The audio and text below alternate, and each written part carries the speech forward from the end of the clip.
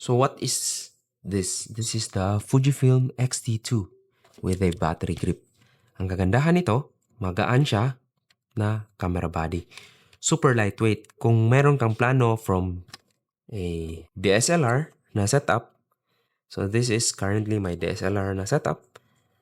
So with the flash and the 24-70 lens na 2.8, so perfect for party shots. Then a DSLR body. Kung check mo, medyo mabigat talaga pag naka-DSLR ka. And here comes the mirrorless. So this is the Canon 5D. Then this is the mirrorless.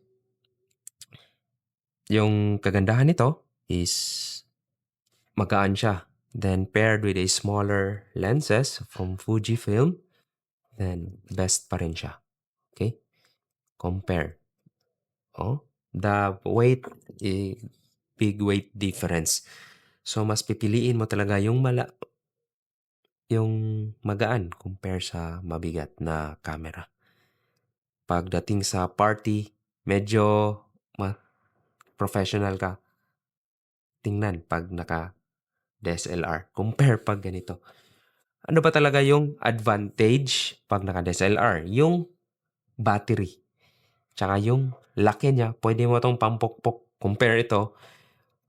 Medyo hesitant pa kasi ako pag mirrorless kasi marami siyang electronics, although this is rated na as good as ganito na weatherproof rin siya, considering na yung lens na gagamitin is weatherproof rin. Kaya yun yung kagandahan. So, papalitan ba ng DSLR yung ito? Or baliktad? Well, for me, both have its own purpose. So from DSLR, kung rugged talaga na shoot like sports, outdoor sports, DSLR pa rin. Hindi ko kailangan ng electronic viewfinder once makapture ko yung exposure. Pero pag ito naman, mabilis talaga ito. Pero kung ISO performance, mas prefer ko pa rin yung full frame. Pero for printing, both are good enough for printing. Kasi mahilig talaga ako sa camera. Kasi pag nag-print ka, tapos mobile phone yung ginagamit mo, medyo mushy na kasi pag high ISO. Pero kung gagamitin mo siya sa social media, then mag-stick ka na lang sa mobile phone. Pero kung include mo na yung light control, aperture, then yung i-include mo sa frame, then yun yung difference ng camera talaga sa image quality. Kaya nagtatanong kayo kung ano talaga yung ginagamit ko na camera sa year, mostly yan naka-mirrorless.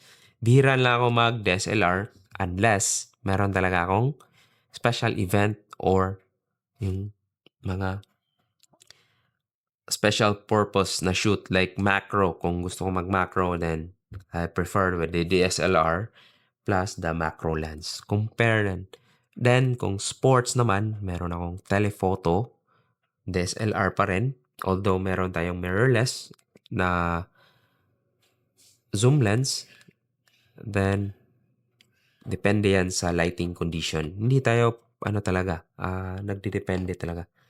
So, this is not a sponsored video from Fuji. So, gusto ko lang i-showcase na the difference between the DSLR and the mirrorless advantage. Then sa DSLR naman, yung kagandahan niya is matibay talaga. Tsaka yung buttons is meron ka talagang confident. Though magnesium alloy rin siya, yun, maganda pa rin. Okay? Ito rin kasi is medyo hesitant ka kasi maliit yung body. Pag nahulog, walang protection, yun. Medyo, ka rin. Baka ma-break yung mga buttons, yun. Kaya, always prefer pag, professional looks, then go with the DSLR. Comparing the image quality, minsan mas maganda nga yung image quality na nanggagaling sa Fuji pag naka-JPEG. Pero pag color science rin ng color skin tone, weddings, and events. Prefer ko rin yung DSLR na Canon. Canon color science, iba talaga siya. Oh. Kasi ngayon, bihira na ako nag-edit. Diretso na yan from camera, diretso sa mobile phone, then upload sa social media. Yun yung kagandahan pagdating sa camera ngayon. Kasi meron na siyang link papuntang mobile phone. And after that, diretso ng upload. Okay? See you around, guys.